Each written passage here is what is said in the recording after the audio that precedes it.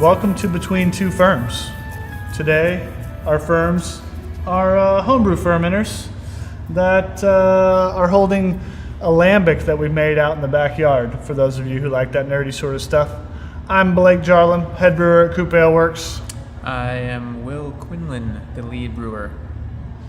Where? At COOP Ale Works, Oh, of course. okay. Yeah. Today we're going to talk a little bit about Horny Toad.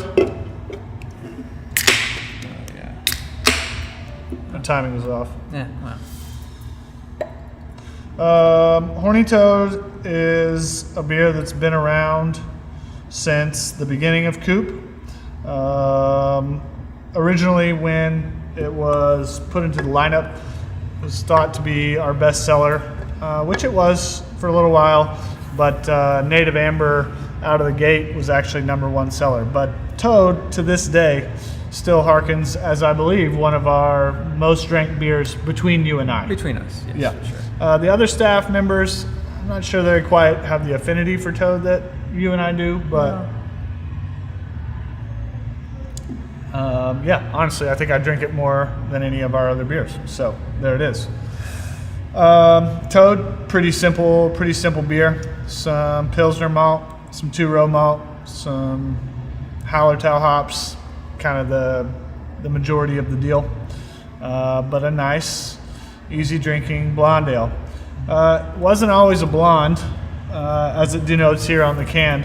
When it was first launched, I think the marketing powers that be thought cerveza would be a real hot style for all the beer drinkers in Oklahoma.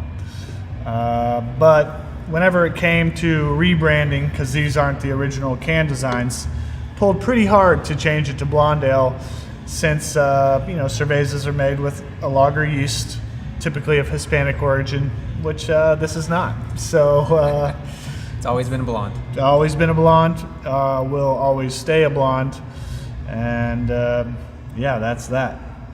So Will, you got any thoughts about brewing Toad? Brewing Toad as opposed to other beers? It's a pretty easy brew day. I like that.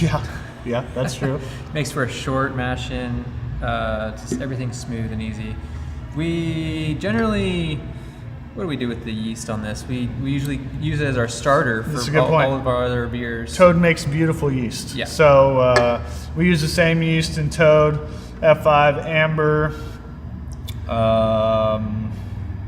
Porter when it's in season. So you can kind of tell with those 4 beers the difference in color alone, much less flavor profile between Toad, Native, F5, and Porter. So it provides us some good versatility with what we use for the same yeast. Oh, I guess Alpha Hive uses Cal Ale. It's just Chico yeast. There's no big secret what it is. So, Chico yeast. I've never heard of Chico 01 Cal Ale. Well, I get that. Same. Yeah, Chico is, I think, because it was the Sierra Nevada yeast. Was kind of where it found its origin. Really? Yeah, I think that's right. That's Don't quote me on that. Okay. I've never heard that story. And you're drinking it out of a chalice. Is this your preferred Toad method? It was the bartender's preferred choice. Well, you were the bartender. You poured it into your glass. Well, Aaron was the bartender. Oh, okay. Yeah, we're our firm shot this week is at the COOP bar. For those of you who haven't been.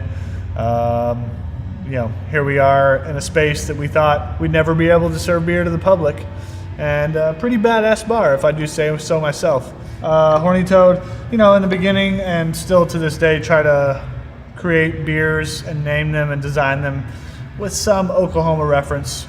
And I remember when I was young in the McAllister, playing with Horny Toads outside of my grandmother's house and enjoying chasing the horned frog around.